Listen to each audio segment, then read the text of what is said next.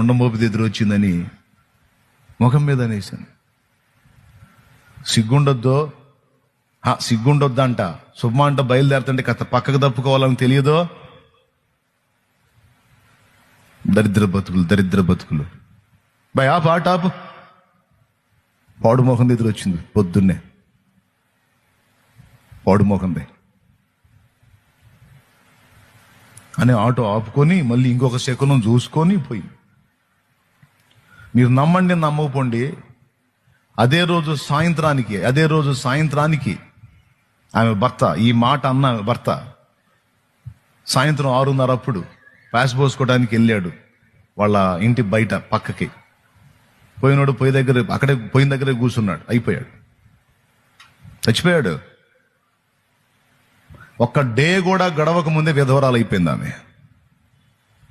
పాడు మోకంది. Download ShareChat.